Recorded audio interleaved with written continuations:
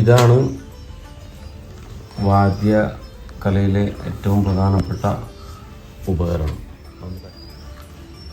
ഇതിൻ്റെ പേര് മരം എന്നാണ്.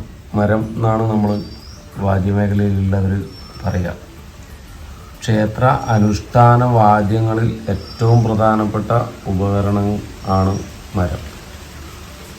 അതായത് നമ്മുടെ ക്ഷേത്രങ്ങളിലെ പ്രതിഷ്ഠാ സമയത്തും സഹസ്രകലശം അങ്ങനെയുള്ള കലശ സമയങ്ങളിലും പാണി കൊട്ടുക എന്ന് പറഞ്ഞൊരു പ്രധാനപ്പെട്ട ചടങ്ങുണ്ട്. താന്ത്രിക ചടങ്ങുകളുമായി ബന്ധപ്പെട്ട ചടങ്ങാണ് പാണി കൊട്ടുക എന്ന് പറയുന്നത്. ആ പാണി കൊട്ടാൻ ഉപയോഗിക്കുന്ന ഉപകരണമാണ് മരം എന്ന് പറയുന്നത്.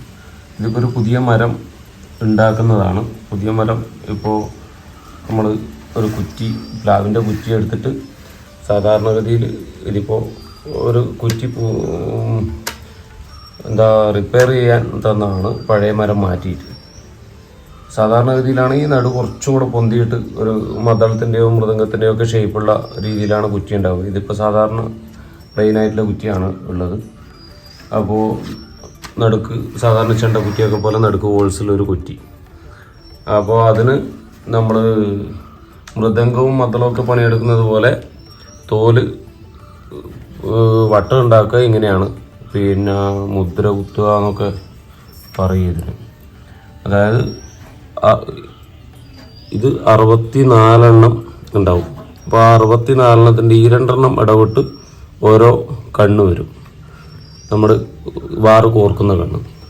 അപ്പോൾ 32 കണ്ണ് ഇപ്പുറമാണ് ഒരു മരത്തിൻ്റെ ഇതിനുണ്ടാവുക. അതിലൂടെ നമ്മൾ തോലിൻ്റെ വാറ് തന്നെയാണ്, തോലിൻ്റെ വട്ടം ഇതും തോലിനെ കൊണ്ട് ഉണ്ടാക്കുന്നതാണ്.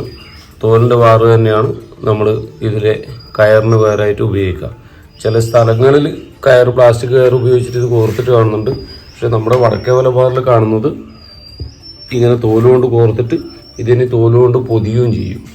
അങ്ങനെയാണ് മരം പൊതിഞ്ഞിട്ടാണ് നമ്മുടെ ഈ മരം എന്ന് പറയുന്ന ഉപകരണം ഉണ്ടാവുക. ഇത് ഈ പ്രതിഷ്ഠ തുടങ്ങിയ പാണി തുടങ്ങിയ കാര്യങ്ങൾക്ക് മാത്രമേ ഉപയോഗിക്കാറുള്ളൂ. വളരെ പവിത്രത കൽപ്പിക്കുന്നൊരു വാദ്യോപകരണം കൂടിയാണ് മരം എന്നുള്ളത്.